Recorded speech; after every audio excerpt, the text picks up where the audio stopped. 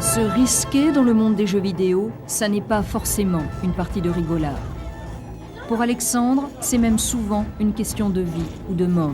Un écran peut vite vous rendre accro et vous faire perdre les réalités de la vie quotidienne. L'addiction à la vidéo, plus précisément aux jeux vidéo, était au cœur d'un débat cette semaine à la Sorbonne. Libé nous parle ce matin de ce colloque consacré à la cyberdépendance. Voilà le jeu de guerre le plus couru du moment. Call of Duty, violence à tous les étages, zéro limite. Et voilà le gamer type.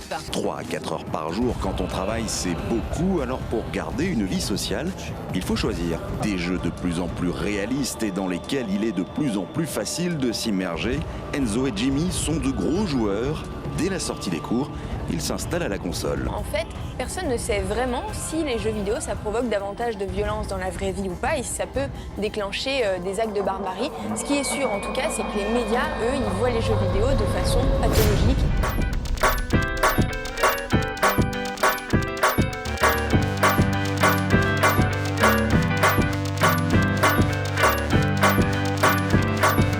C'est quand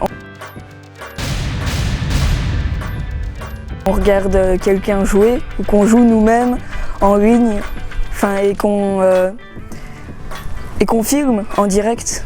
C'est la rediffusion d'un jeu vidéo sur internet. C'est un moyen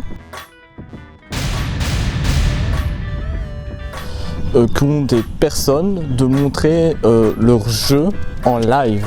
En gros, c'est comme si vous jouez devant votre écran et que des milliers de personnes vous regardaient en train de jouer.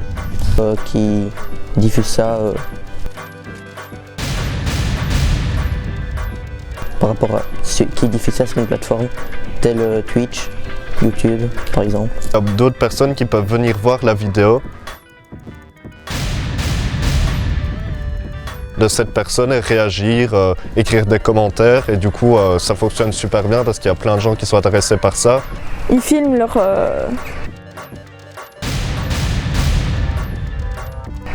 game et les mettent sur Twitch, YouTube et qui font des lives ou quoi.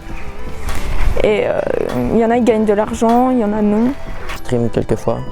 Du coup ma chaîne c'est Yulzi, ça s'affiche juste là. Par exemple, si des amis n'ont pas le jeu et qu'ils veulent voir ça ressemble à quoi, je filme mon écran. Du coup, ils viennent voir un peu l'aventure que je suis en train de faire et ils peuvent réagir.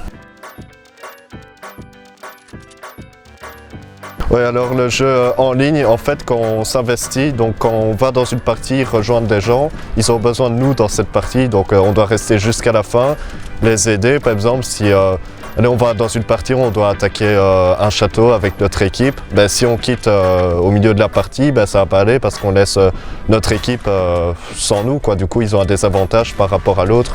En ligne, quand tes parents t'appellent pour manger, tu peux pas mettre pause comme tu veux parce que tu es en plein game, du coup tu peux pas arrêter. Et hors ligne, tu peux arrêter quand tu veux, tu peux sauvegarder des fois, ça dépend ce que tu fais. Ça peut peut-être me mettre sur UNR un peu quand par exemple ma mère me demande d'arrêter pour faire un autre truc. Ça m'arrive de rencontrer des gens parfois. Par exemple quand je suis tout seul à jouer, je lance en comblé comme on appelle ça, du coup on tombe avec une personne d'un autre pays peut-être, parfois c'est juste une personne qui est pas loin de nous et du coup si la personne parle à côté, parfois on discute et voilà. Oh oui, j'ai rencontré beaucoup de gens, j'ai même organisé des trucs pour aller les voir et c'est assez sympathique de se faire une petite journée comme ça avec des gens qu'on n'a jamais vus et qu'on rencontre pour la première fois. Faut y jouer pour penser que c'est nul ou que c'est bien parce que si on n'y joue pas d'office on va avoir soit une mauvaise impression ou une bonne impression. Donc je dis qu'il faut d'abord jouer pour savoir.